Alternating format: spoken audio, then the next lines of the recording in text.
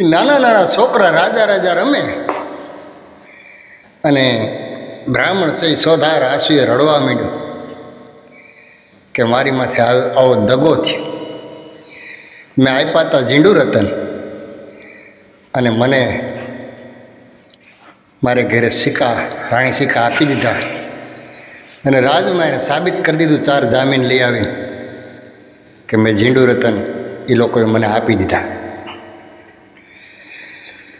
હવે જે રાજા થઈને બેઠો હતો રબારી ભરવાડ ચારણનો છોકરો, એણે બીજા ગોવારિયાઓને કીધું કે જે આનો મિત્ર હતો હોની એને લઈ આવો. અને ભાઈ ગોવારિયા ગયા હોનીને લઈ આવ્યા.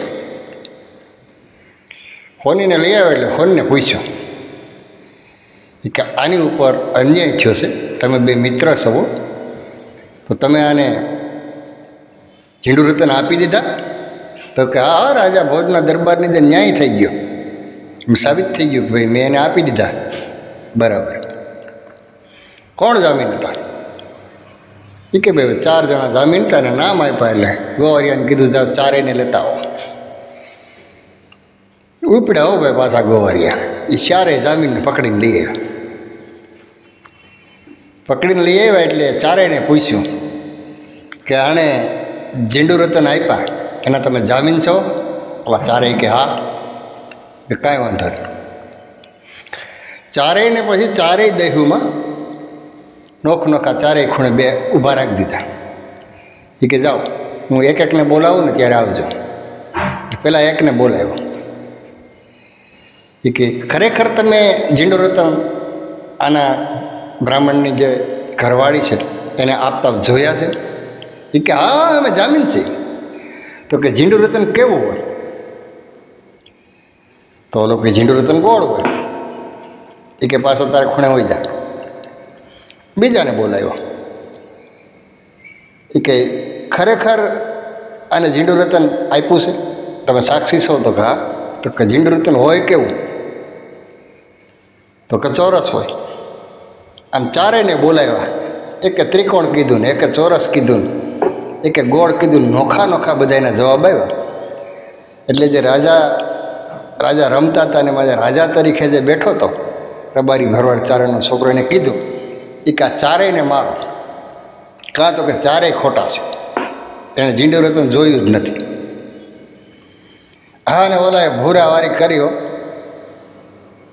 ઝાડવે બાંધ્યા અને માંડ્યા ઠઠોરવા. નેતરની ખોટીઓ કાપી અને ભાંભરોટા ચાલુ. કે ભાઈ અમને તો એક રાણી શીખો એને આપીને કીધું હતું કે તારે ખાલી અહીંયા આવવાનું છે ને કહેવાનું કે હા મેં આપી દીધા.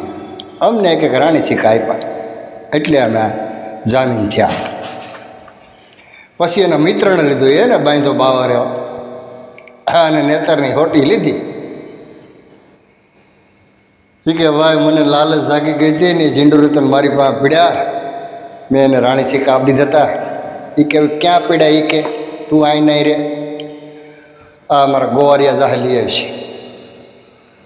એ 4 જામીન ને ગોવારિયા ને બધા ગયા હતી ભાઈ. 4 ઝીંડુ રતન લાવ્યા અને આ બ્રાહ્મણને ઝીંડુ રતન આપ્યા અને ન્યાય કર્યો.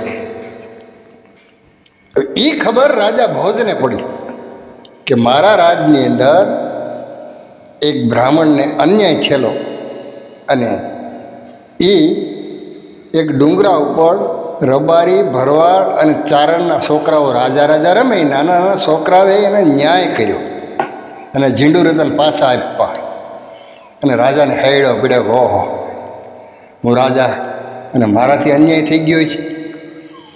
એટલે રાજાનું દળકટક એ ડુંગરે આવ્યું. ડુંગરે આવીને રાજા છે ને ભાઈ, એમને તો રાજાનો બને, મને બધી પ્રકારની બુદ્ધિ હોય. એટલે વિચાર કર્યો કે છોકરાને મળવું છે એટલે ત્યાં જઈને ઉપર ક્યાં તો ઓલા બધા રોજનું પરિક્રમા જે કોઈ અહીંયાથી નીકળે એને ત્યાં લઈ જાય.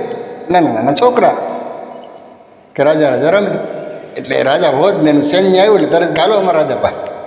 ઓલા એ જ ગોતતા હતા, ઘાલો હાલો. રાજા ભોજને ત્યાં લઈને ગયા. એટલે રાજા ભોજે જે ખુરશી બનાવી અને રાજા છોકરા રમતા હતા ને ઈ બેઠા હતા. એને 2-4 સવાલ પૂછ્યા કે પાણીની અંદર આપણે લાકડાને નાખીએ એમાં કઈ રીતે ખબર પડે કે પીછડું કયું ને થળિયું કયું? કોઈ ઝાડવું હોય એનું આપણે વેણું બનાવી નાખ્યું હોય, વેણું બની જાય એટલે બધી કોઈ હરખું થઈ જાય. પછી એને કઈ રીતે આપણને ખબર પડે પાણીની અંદર તરતું મેળીએ તો કઈ રીતે ખબર પડે કે આ થળિયાનો ભાગ છે ને આ પીછડાનો ભાગ છે? એ સામાન્ય નાના બાળકો રાજા રમતા એને જવાબ આપ્યો ખુરશી ઉપર બેઠા બેઠા કે જે થળિયું હોય છે ને થળિયાનો ભાગ એથી આગળ થાય અને પીછડાનો ભાગ પાછળ રહે અને તણાવશે. એટલે રાજા ચકિત થઈ ગયા. કહો આવા અઘરા સવાલ ના ખુરશી ઉપર બેસીને દે છે. રાજાને વિચાર આવ્યો કે આ ખુરશીમાં કાં ડુંગરામાં કાંઈક હોવું જોઈ, એટલે કે હેઠો ઉતર. એને હેઠા ઉતારીને પૂછ્યું તો કાંઈ ન આવ્યું અને પાછો ખુરશી ઉપર બેસાડ્યો અને સવાલ કર્યો એટલે આવડી ગયો. એટલે રાજા ભોજને એમ થયું કે ડુંગરામાં કાંઈક છે અને હુકમ કર્યો કે ડુંગરાને ખોદો. આગળનો વિડીયો પછી બનાવશું. હર હર મહાદેવ. જય અલગ ધણી.